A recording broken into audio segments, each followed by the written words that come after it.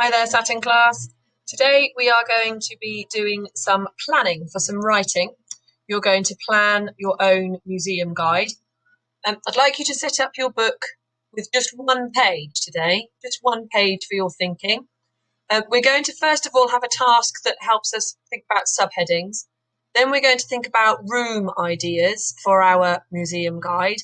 And then you need 3 columns. I've just covered over the titles of the column because we're going to think about subheadings as part of our lesson today. So pause the video and set up your pages, please.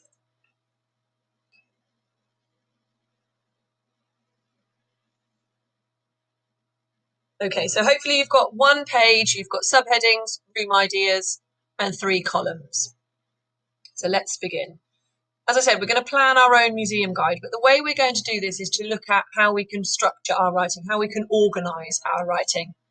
Now, I'm going to show you each paragraph of the ancient masks, which may or may not be haunted. Some of the ideas we had yesterday in class were amazing. I have taken photographs of some work. I will show you on the dojo. So, or you may have already seen them.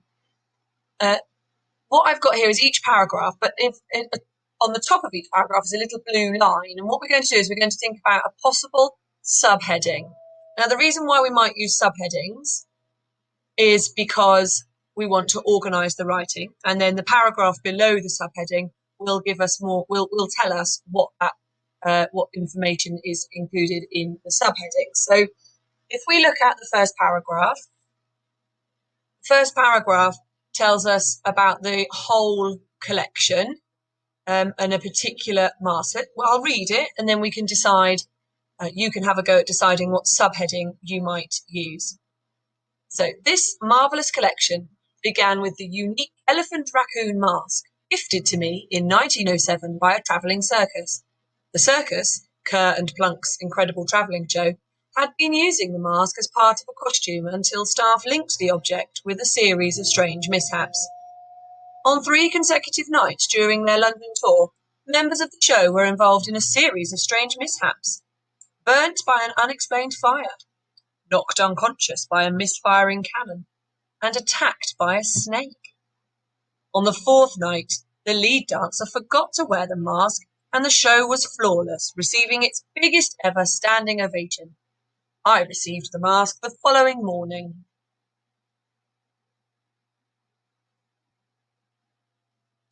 Okay, so that first paragraph is all about how the collection began.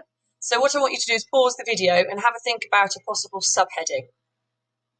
We'll look at punctuation for our subheadings as well. So think carefully about what your subheading might be to explain this collection, how it began.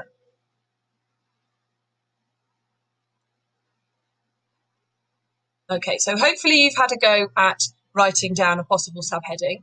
If you haven't written one down, don't worry, because in red, I'm going to show you one possible solution to a subheading. Remember I said to you we were going to look at punctuation? So this particular subheading I'm going to start with how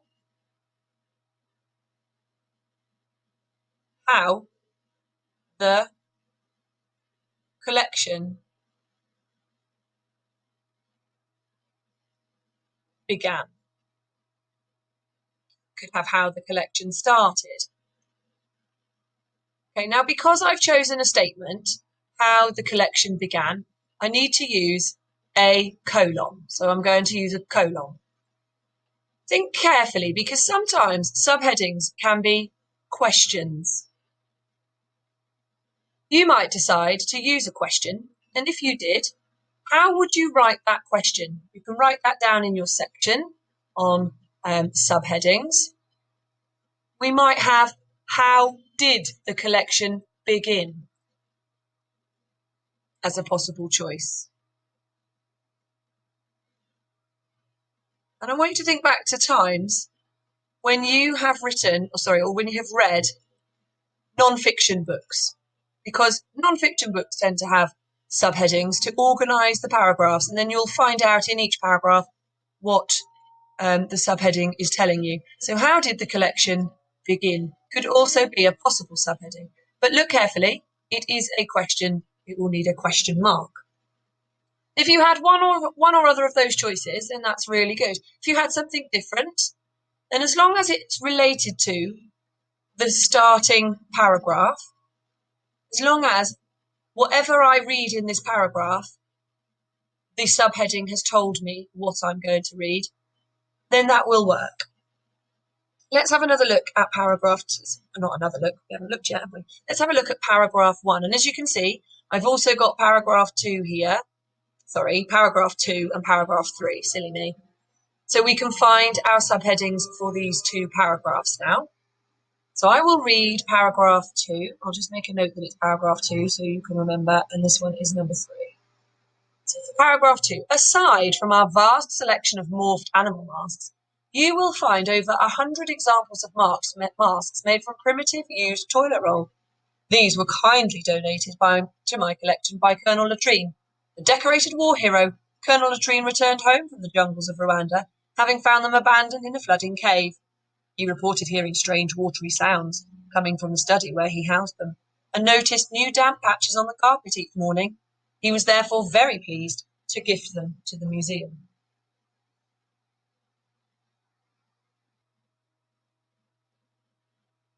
Okay, so for this one, this second paragraph is very much about another type of mask you will find in the collection.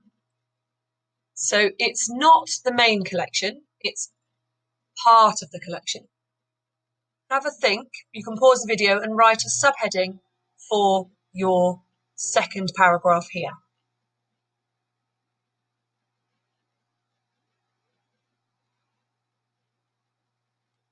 Okay, now I'm going to do mine. I'm going to stick with my original theme. If I go back up, you can see that I had how the collection began with a colon. So I'm going to use a very similar structure then. I'm going to use, this is also in the museum, so I'm going to use the word also. I'm going to put what you will also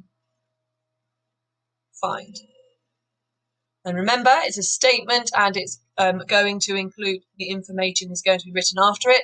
So I'm going to use a colon there.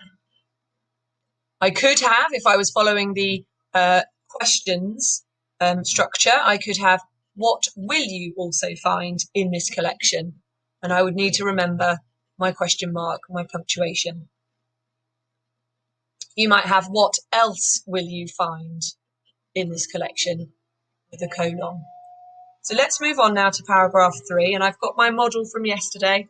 I've got the space here to be able to write a new subheading. Now remember, this one was all about the most popular exhibit, maybe the most looked at exhibit, the most important exhibit. Let's have a think, what could we have? You pause the video and you can write down a suggestion in your book. Okay, so I'm going to go with this phrase here to help me. This is a popular exhibit, so I'm going to put my new subheading is going to be our most popular, maybe most looked at, our most popular or most visited exhibit is, and then a colon just to follow the same structure. I could, if I wanted to use a question, I may have what is our most popular exhibit with a question mark at the end. So hopefully now you've got 3 subheadings. You may change the ones that you've already written, or you can keep the ones you've written if you are happy with them. I'm sure they are absolutely great. So I'm going to move up now and we're going to move along because we're going to think about what other rooms could exist in the museum. I've got a little picture of some crayons down here. I'm going to use that in a minute. I want you to have a little think. In your book, you've got room ideas. I want you to have a think about what other possible rooms could be in that museum. As you think, I will write some down.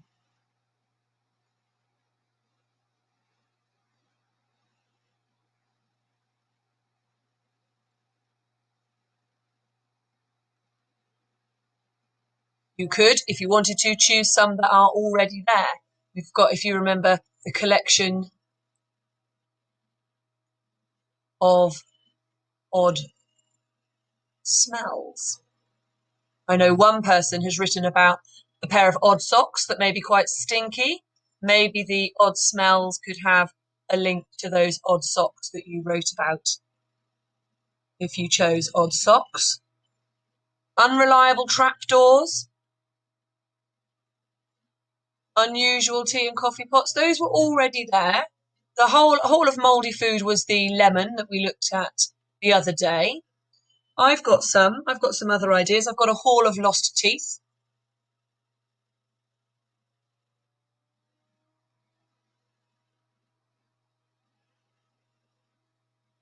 Could have a collection of toddler art.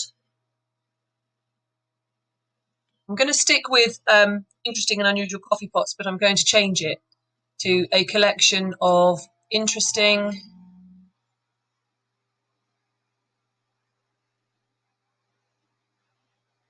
and unusual hats.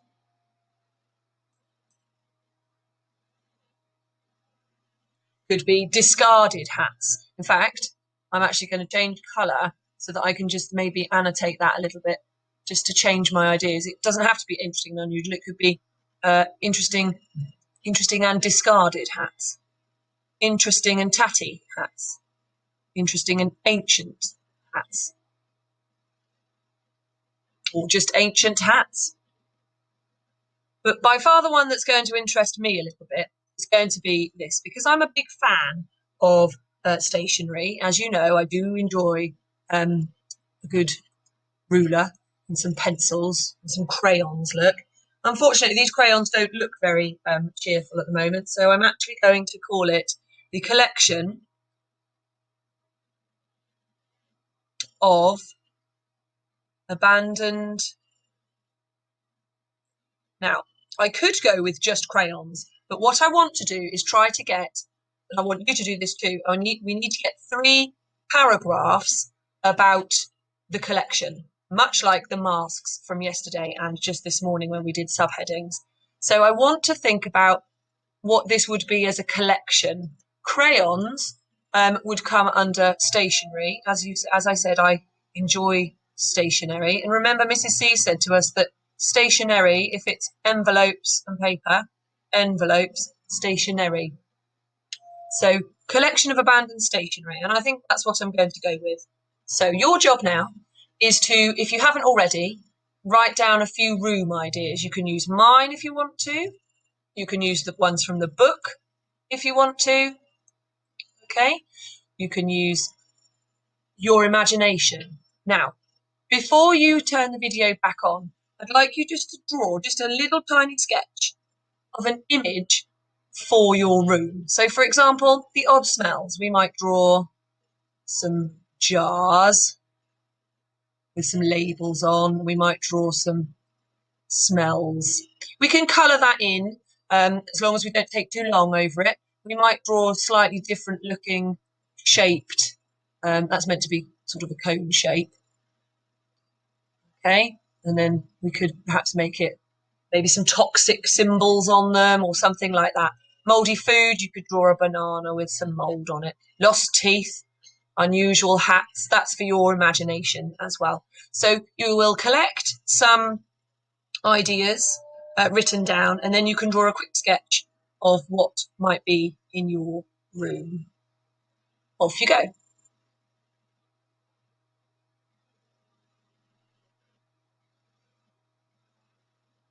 Okay, so hopefully you've managed to write that down and sketch that.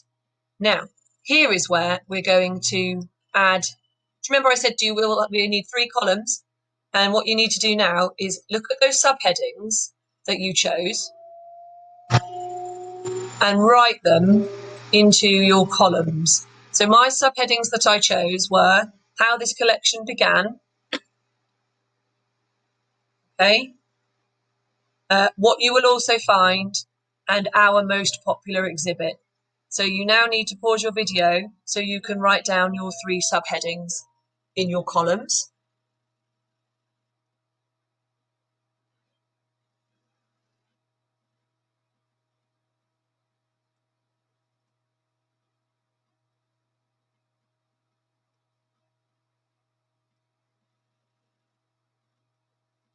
Mine's not going to disappear. Look, how annoying. Mind.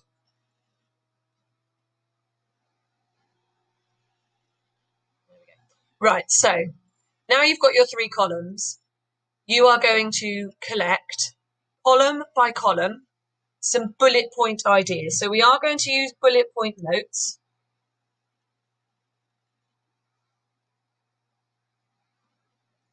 To help us plan each paragraph.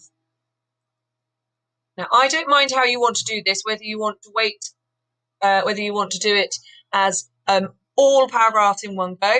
But what I'm going to do is 1 paragraph, then you can pause it and do your paragraph. I will do the second paragraph, you pause it, then you do your second paragraph.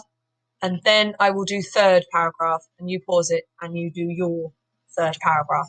Or you can watch the whole clip, the whole section of the clip, and then go away and do yours. However you do it, I don't mind, as long as you've got some great ideas in each section. So I'm going to use my bullet points. Remember, these are just notes. They don't need to be full sentences because that will be when you come to write it up another time. So I'm going to remember that I had a box of crayons. So this is how the collection began, with my discarded crayons. So the box of crayons, so it started with a box of crayons. Ooh.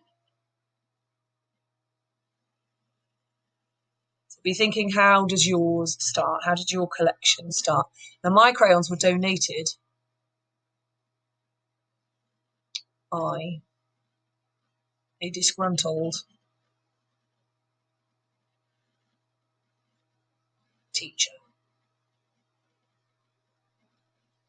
Wasn't me. I'm not disgruntled. I'm quite cheerful. So this box of crayons was donated by a disgruntled teacher. I'm going to give this teacher a name. I'm going to go with a little bit of alliteration. I'm going to go with Philomena Fancy. She needs to be a Miss. Miss Philomena Fancy. There we go. Right. So now I need to think about how we might think that it is maybe. I think I might stick with the mask idea, and I might think that they might be slightly haunted or possessed. It could be a collection of stationery that appears to be possessed. So I'm gonna stick with that idea because I know it and I've worked on it. You might choose something different. You might choose why were they given away? Were they chewed? Had they been poked up too many noses? You can use the ideas from The Day the Crayons Quit, if you like. But I'm going to go with how they are possessed or haunted. So I'm going to have a second bullet point. They are thought to be, remember that lovely language, you could have considered or believed. They are thought to be, oh no, that doesn't quite work. They are thought to draw by themselves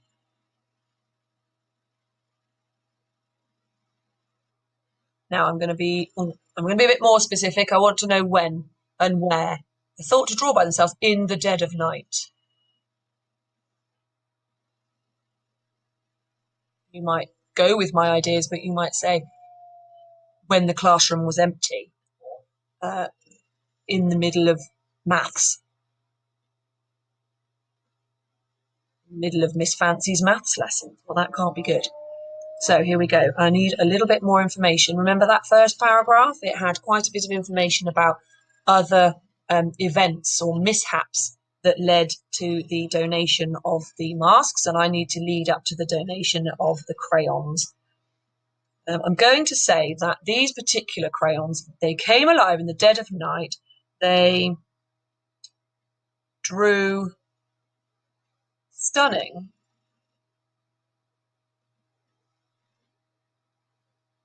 but hard to shift. Remember, wax crayons, it's very tricky to clean.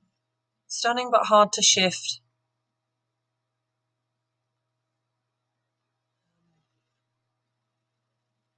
Works of art.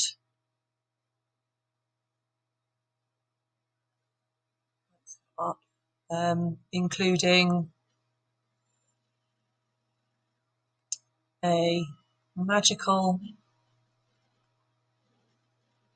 fairy tea party.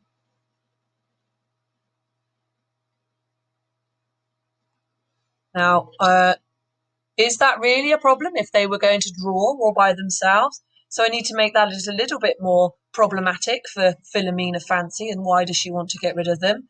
So these drawings,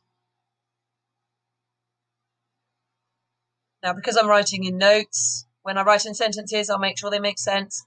I'm just going to put an arrow on the walls of the corridor. Oh dear. So, because those pictures were never going to be drawn again by those magical crayons, those possessed crayons, I might just put in brackets here, appeared possessed. That's a good word. Drawing. So Philomena Fancy gave away the crayons, given away soon after. Okay, so your turn now. You're going to think of some ideas for your particular collection. If you had hats or lost teeth or odd smells, think about how that collection might appear to be unusual or interesting. Pause the video and have a go.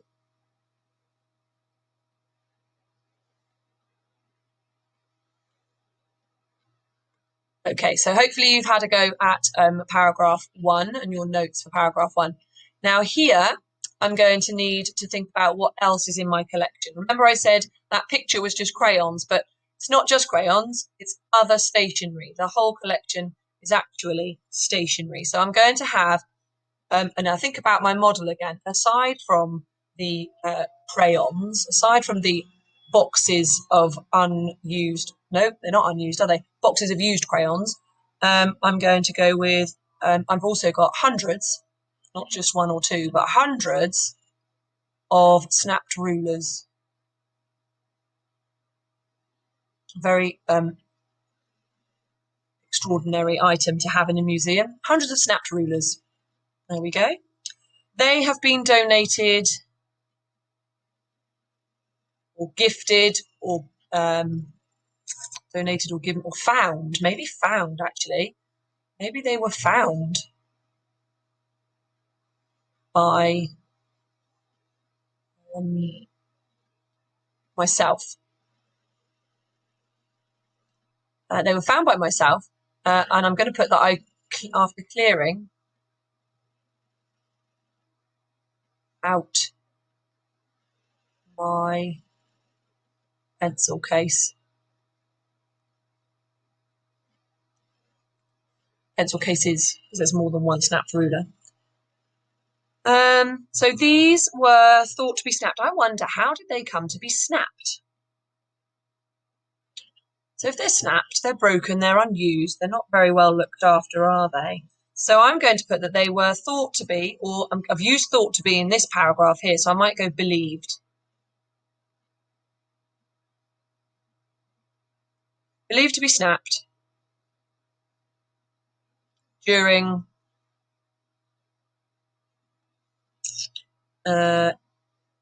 design and technology lessons.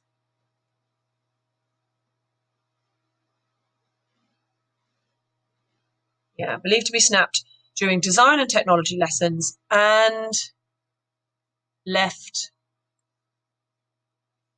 to, what were they left to?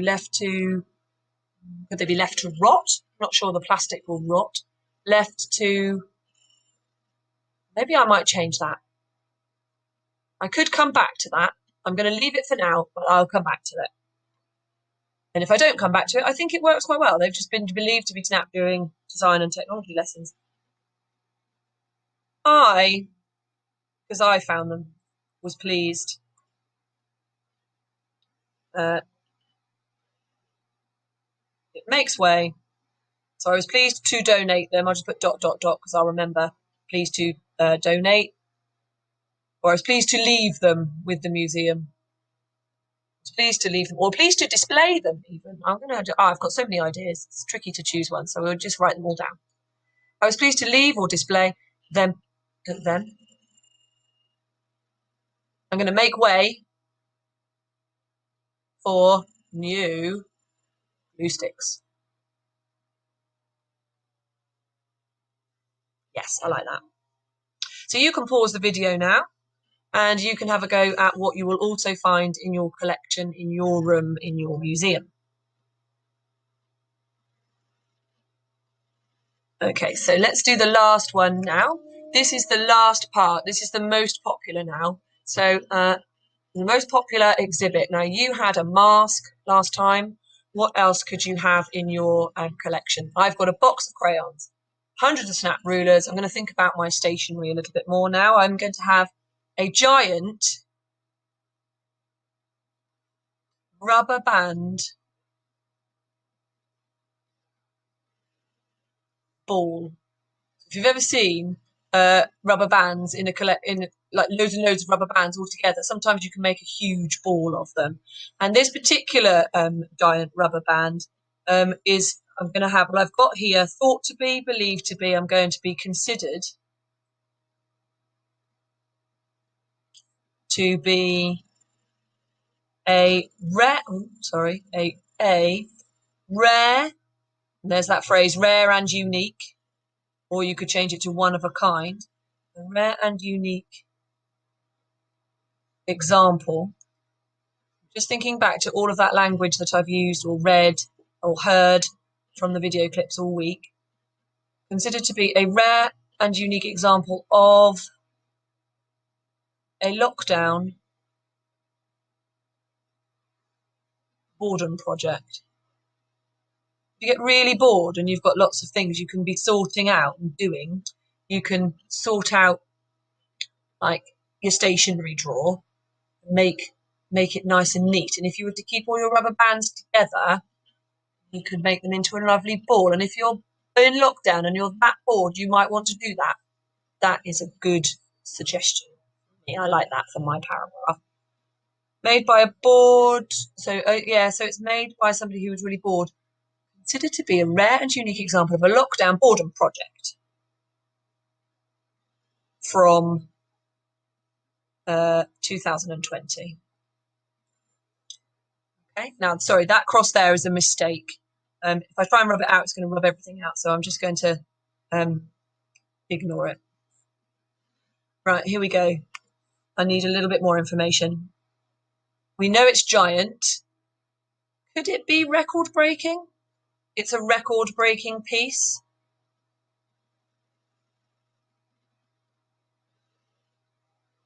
Record-breaking item. Sorry, record-breaking item. That's a good way to start my sentence about it. Maybe that really should go up there. Can you see how I'm really thinking about my sentences already, even though I'm making notes about where it could be? So I might just scooch that up there, because I could have this record-breaking item is considered to be a rare and unique example, etc. So at the moment, there's quite a lot of information there to be able to make sentences. And I think we are lucky. I could just put lucky. I think we're lucky to have it. A bit more information. It escaped and I'm going to put quotation marks here, the great lockdown clear out,